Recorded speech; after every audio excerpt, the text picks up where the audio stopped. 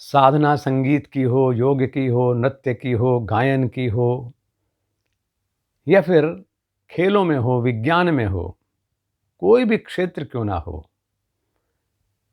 जो कुछ भी प्राप्तव्य है उसे पाने के लिए निरंतर अभ्यास करना होता है। जीवन बीत जाते हैं, तब जाकर के एक स्थिति आती है कि कुछ हासिल होता है और हम उन साधकों को, जिन्होंने गुप्त रह करके, गहरे में जा कर के कुछ प्राप्त किया है, वो हमारी नज़रों में आते हैं। हमारे लिए वो रोल मॉडल्स बन जाते हैं और हम भी चाहते हैं कि काश हम भी ऐसे बन पाते। ऐसा बनने की इच्छा हम में है, लेकिन इच्छाएं सिर्फ इच्छाएं हैं। हम आधी अधूरी इच्छा से कभी लक्ष्य को प्राप्त नहीं कर पाते। इच्छा को प्रयास में बदलना होगा, कोशिश जिसको कहते हैं। इच्छा से कुछ मिलने वाला नहीं है, कोशिश से 50-50, यानी कुछ हासिल हो भी सकता है, कुछ नहीं भी हो सकता। लेकिन एक तीसरी चीज़ है संकल्प। हम संकल्प कर लें तो निश्चित रूप से हम उस ऊंचाई को छू सकते हैं। लेकिन उस संकल्प को भी पूरा करने के लिए थोड़ा धैर्य की ज़रूरत होती है।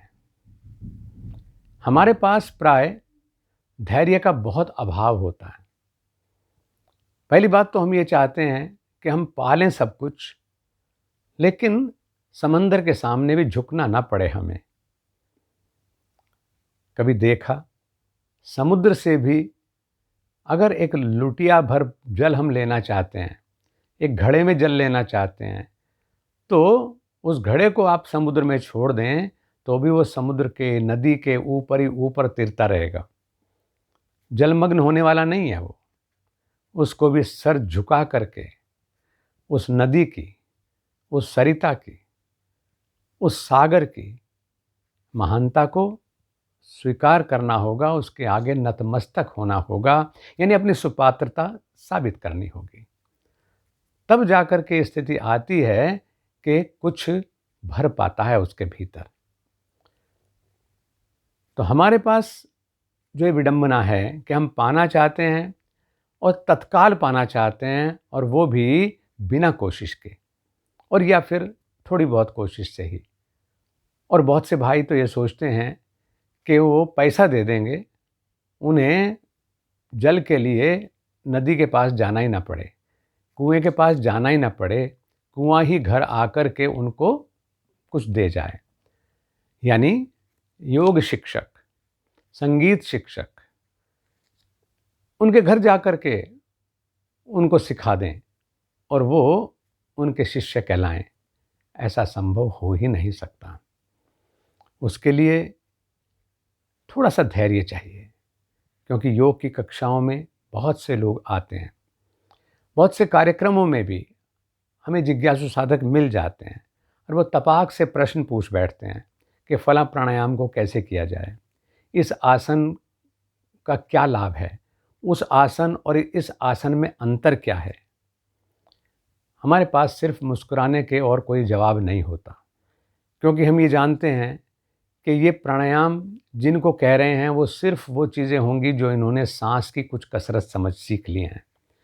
आसन की जो ये चर्चा कर रहे हैं वो सिर्फ वो होंगे जो 5-7 नाम इन्होंने सीख लिए हैं। हमें चीज़ों को जड़ से समझना होगा, और इसके लिए पहली ज़रूरत है कि हमारे पास लगन होनी चाहिए। दूसरी चीज़ है कि जो भी गुरु हैं, शास्त्र हैं, वो प्रत्यक्ष में हैं या गुरु प्रत्यक्ष में नहीं भी हैं, तो उनके प्रति हमारी श्रद्धा, पहली चीज़ हमारी लगन, दूसरी चीज़ हमारी श्रद्धा, और तीसरी चीज़ जो सबसे अधिक महत्वपूर्ण है वो है धैर्य।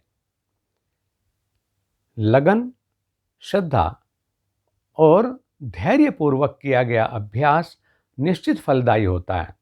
क्यों? क्योंकि उसमें त्रुटि की संभावनाएं बहुत कम होती हैं और हम चीज़ों को विधिवत समझने लगते हैं। ये जो 21 मई से 21 जून तक का 1 माह का निरंतर कार्यक्रम श्रृंखला हमने इस भाव से शुरू की है कि जो अर्जित किया है, धर्म कहता है कि उसका दशांश दान अवश्य करना चाहिए और वो भी सुपात्र को दिया जाना चाहिए। हम तो अपने जीवन की इस पूंजी को मुक्त भाव से आपके साथ साझा इसलिए कर रहे हैं कि हम आपको अपने से अलग जानते ही नहीं, क्योंकि जब वसुधैव कुटुंबकम कह दिया तो हमने मान लिया कि ऋषियों की इस विद्या का, जो कि योग के रूप में हमारे साथ है, इस पर हर किसी का अधिकार है। बस अंतर ये है कि उसे कौन कितना प्राप्त कर पाता है।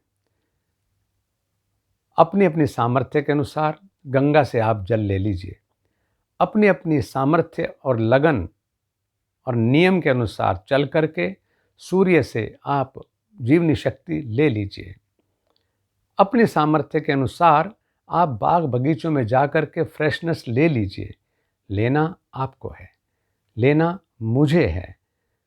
सोर्स के साथ, श्रद्धा के साथ जुड़ें। और जो अंतिम बात मैंने कही कि धैर्य भी साथ में लेकर के चलें। इस श्रृंखला में प्रतिदिन हम कुछ नया सीखेंगे, लेकिन इसका अच्छा तरीका ये होता है कि सीखने के लिए, या यूँ कहिए कि बर्तन को अगर भरना है पूरी तरह से, तो उसका पूरी तरह से रीता होना, खाली होना पहली शर्त है।